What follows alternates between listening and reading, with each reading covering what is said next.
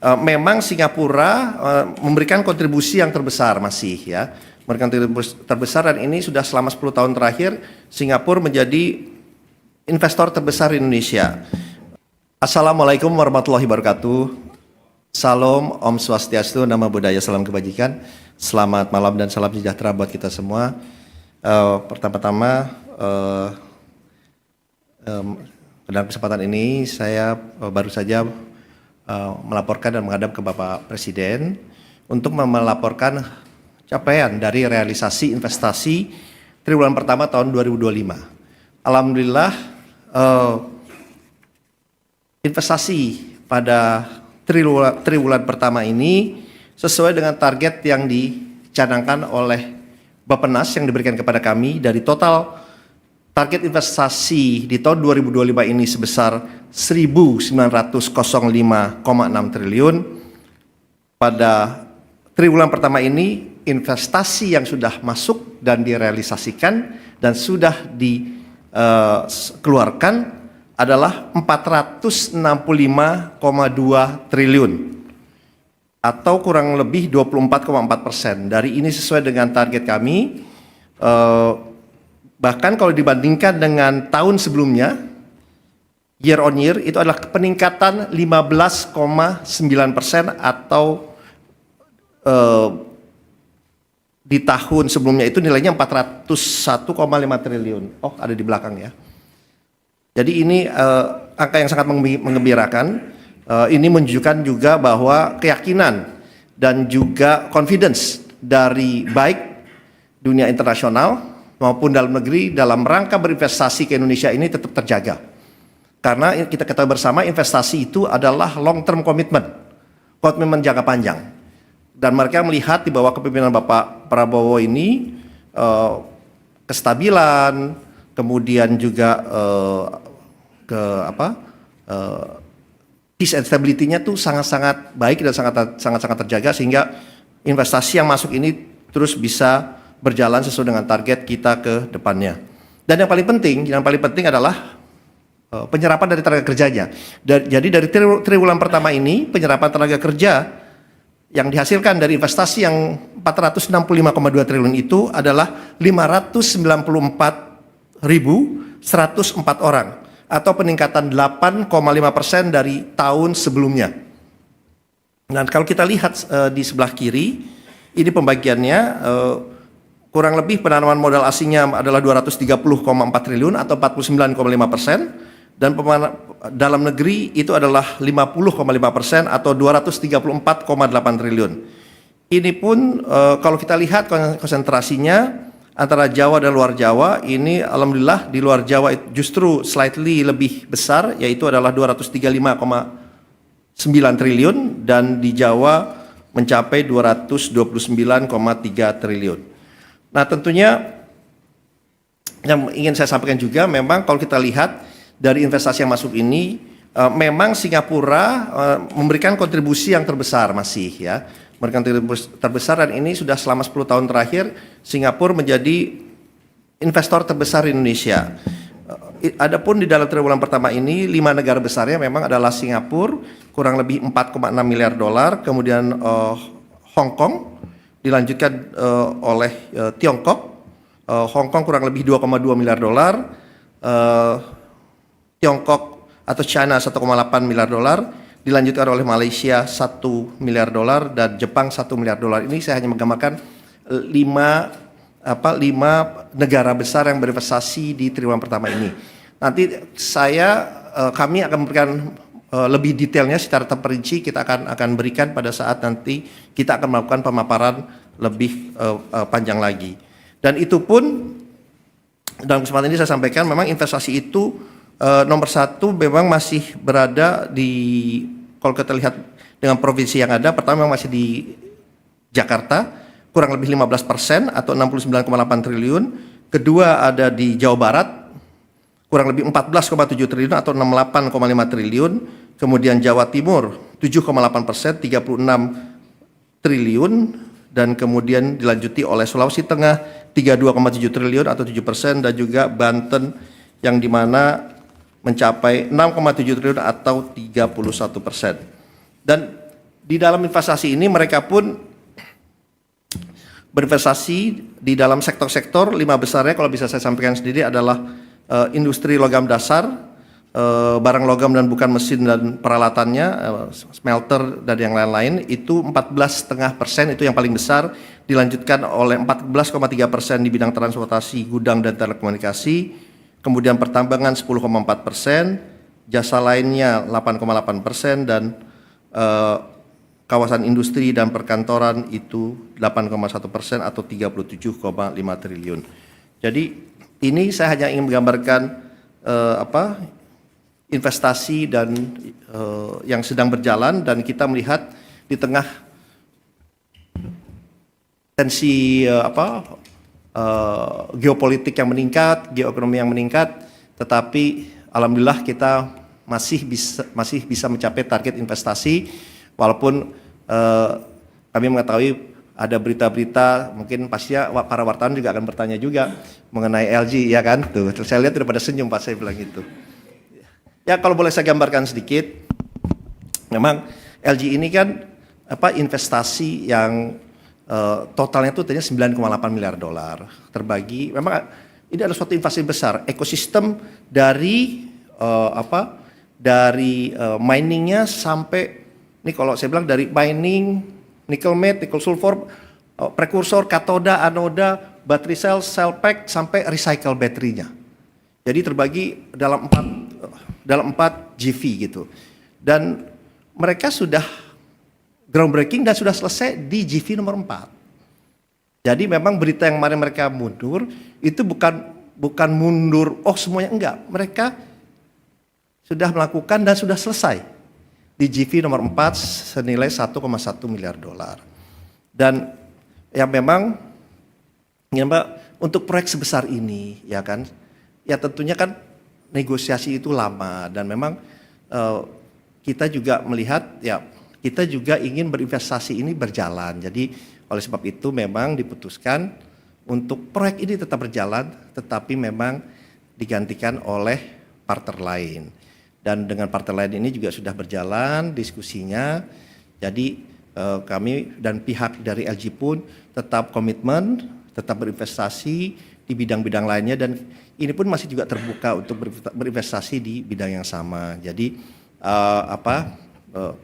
memang saya tahu ini beritanya cukup ramai, tetapi yang ingin saya sampaikan bahwa angka yang ada ini kan angka yang statistik yang realistis, yang benar, gitu. Yang dimana ya ini buktinya bahwa investasi kita tetap berjalan dengan baik, bahkan meningkat, gitu. Nah, jadi kalau saya ini senangnya dengan statistik dan numbers, karena itu angka tidak berbohong, Jadi ini yang ingin saya sampaikan, tetapi semua program tetap berjalan dengan baik. Dan apalagi dengan adanya Danantara ini juga memberikan lebih banyak confidence dan juga keyakinan untuk para investor untuk berinvestasi di Indonesia. Sekarang sangat banyak yang datang ketemu dengan kami, dengan saya, dan mereka melihat kehadiran Danantara ini sangat-sangat tepat waktunya. Karena ini juga mereka juga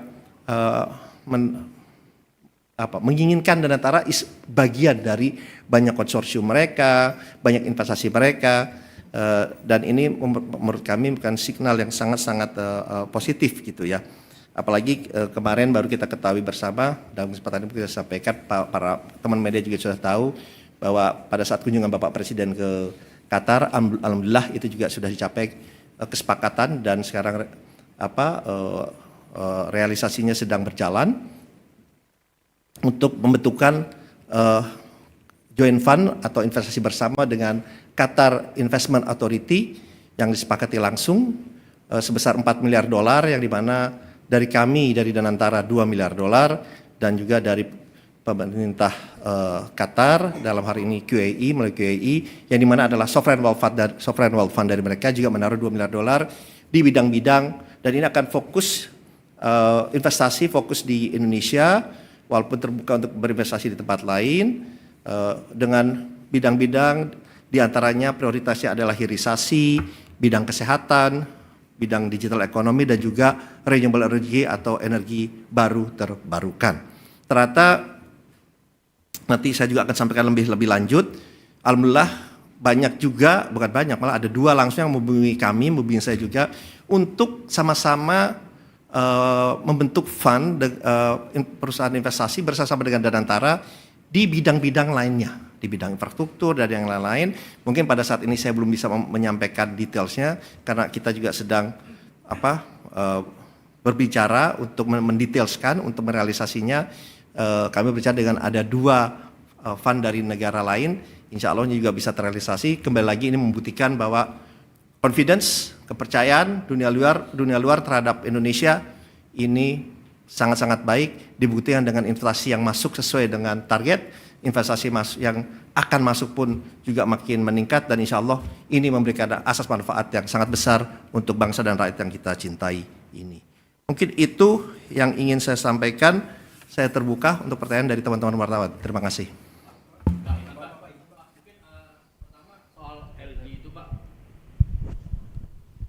Cek. Iya Pak, saya Herdi dari Detikcom Pak. Mungkin pertama soal LG tadi, udah ada surat konfirmasinya langsung belum sih Pak ke pemerintah? Dan itu kan tadi GV ya Pak ya, $9 itu apakah itu $9 miliar semuanya dia keluar atau hanya sebagian? Mungkin rincinya itu berapa Pak?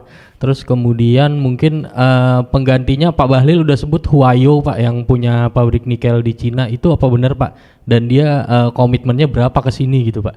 Mungkin 2 pertanyaan itu Pak yang mau saya tanyakan. Terima kasih Pak. Oke, ada yang lain? Biar saya jawab sekalian. Saya udah tahu pasti jangan nanyanya LG nih. Ya ini Pak, masih seputar LG juga sih Pak, terkait dengan GV Project itu, kan dari China ya Pak yang Huayo itu bakal ambil seluruh proyek investasi LG atau ada investor lain juga nanti yang bakal diincar juga sama pemerintah, dan paket kebijakan investasi yang mau ditawarin ke Amerika Serikat nanti kedepannya akan seperti apa, karena kan LG juga salah satu bagian yang juga sebelumnya ditawarkan. Sama terakhir Pak, Cina kan akan mengatakan ingin mengurangi investasi CATL juga Pak. Kalau misalnya itu tanggapan pemerintah dan antisipasi kedepannya seperti apa? Oke, mungkin saya jawab dulu ya. Mas, ayo udah silakan. Baik Pak, izin Azura dari Bloomberg Technos. Mungkin melanjutkan yang LG Pak. Kalau dari BKPM sendiri itu mengapa sih Pak yang menggantikan ini Huayo gitu? Alasannya mengapa mereka itu tertarik? Dan setelah itu berarti di proyek Titan itu berapa sih investasi Huayo yang masuk? Dan sekarang joint venture yang ada di IBC itu siapa saja, baik dari di tambang, smelter, pabrik katoda sampai yang battery pack ya. Dan terakhir LG kan kalau nggak salah itu juga investasi pabrik katoda di Batang ya Pak. Nah itu kapan mulai sih Pak groundbreakingnya dan berapa nilai investasinya? Nah untuk yang itu apakah masih sama satu bagian dari proyek Titan yang bersama IBC atau proyek LG-nya sendiri? Mungkin itu yang ditanyakan. Oh ya, sama satu lagi terkait tadi Pak realisasi investasi. Kan di kuartal 1 itu naik sekitar 15% secara year on year. Itu mungkin faktornya apa aja sih Pak? Mungkin bisa dibeberkan kenapa ada kenaikan investasi di kuartal 1 ini. Mungkin itu. Terima kasih. Oke, terima kasih. Ini mungkin pertanyaannya juga agak-agak mirip ya. Jadi mengenai dengan adanya investasi LG. Jadi yang saya ingin sampaikan sebelumnya begini dulu. Bahwa di Indonesia ini sekarang, yang seperti yang saya sampaikan tadi sebelumnya, investasi mengenai the whole ecosystem dari baterai, ini udah ada semua di Indonesia. Udah ada semua di Indonesia. Yang tadi saya sampaikan tadi sempat dari miningnya, baik itu misal contoh di Morowali atau Wida Bay Area, ya terutama itu sudah ada karena saya juga udah lihat ke sana. Itu dari mining kemudian masuk ke prosesnya mau pakai aspal, mau pakai dari nikel matte, nikel sulfat, kemudian ke prekursor, ke katoda, anoda, sel battery, battery pack sampai dengan recycle battery. The whole ekosistemnya di kita udah ada. Ya. Tapi memang investasi yang kita inginkan kan tidak hanya di 1-2 company. Proyek yang sama tadi seperti yang proyek ini kan memang disebutnya ini grand package ya. Ini sebenarnya kan sudah mulai disepakati di tahun 2020 ya, di tahun 2020 dan memang ini suatu pekerjaan besar di mana GV pertamanya nih yang di mana mengenai coal mine-nya ada aneka tambang di situ mayoritasnya ya kan. aneka tambang, kemudian ada konsorsium, ada LG, ada Hyundai dan yang lain-lain. Nah, kemudian ada GV keduanya, ada GV ketiganya katoda, kemudian sel baterai GV keempat. Nah, di sel baterai ini udah berjalan nih, di sel baterai ini. Nah, kemudian memang Pak Bahlil sudah menyampaikan, mungkin saya ingin sampaikan tadi dikatakan bahwa dari sana memutus, sebetulnya untuk lebih tepatnya sebetulnya dari kami yang memutus. Itu berdasarkan surat tanggal 31 Januari 2025 yang diterbitkan oleh Kementerian Energi dan Mineral Resources Republik Indonesia. Ya. Itu kenapa dikeluarkan surat itu, karena memang negosiasinya ini sudah terlalu lama. Sedangkan kita kan ingin semua ini berjalan dengan baik, dengan cepat, karena negosiasinya sudah berlangsung 5 tahun. Jadi kan nggak mungkin proyek itu lama gitu. Nah, jadi oleh sebab itu dikeluarkan surat oleh Pak Bahlil mengenai ini surat tertanggal 31 Januari tahun 2025 yang dikirimkan oleh Pak Bahlil kepada CEO dari LG Chem maupun LG Energy Solution, ya. Jadi surat itu dikeluarkan karena memang dari Wayo itu memang berminat untuk berinvestasi karena mereka juga teknologinya juga sudah ada. Dan mereka hanya mereplace atau menggantikan posisi dari LG. Dan memang di dalam itu ada tidak hanya Antam tapi juga ada IBC. Itu adalah anak dari Antam di GV yang lainnya, sehingga total investasinya memang tetap tidak berubah dari 9,8 miliar dolar.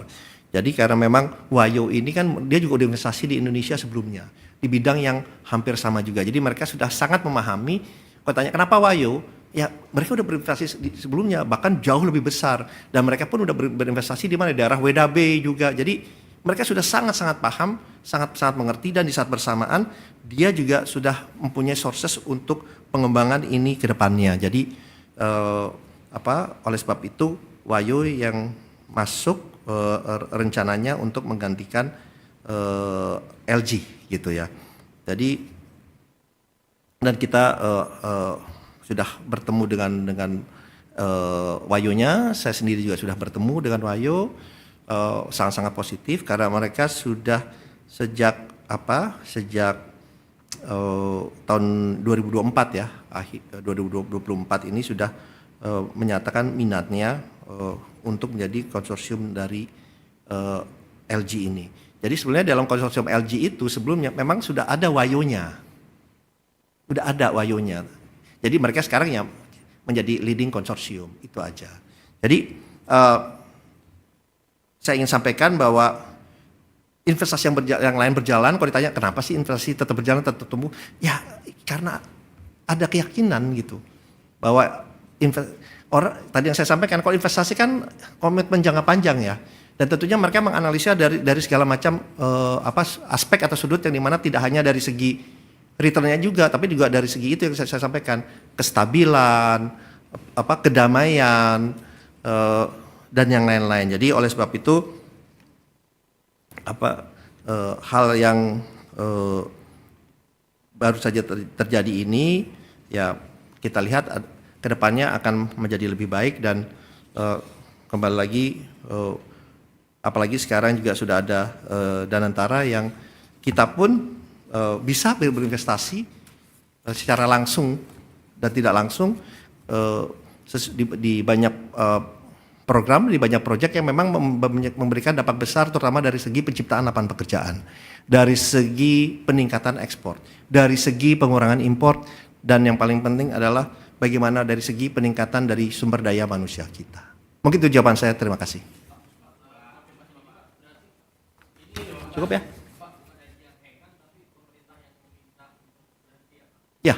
Ya, tadi saya sebutkan tadi kan ada suratnya, ya tanggal 31 Januari dari Kementerian Energi dari SDM, ya ini suratnya.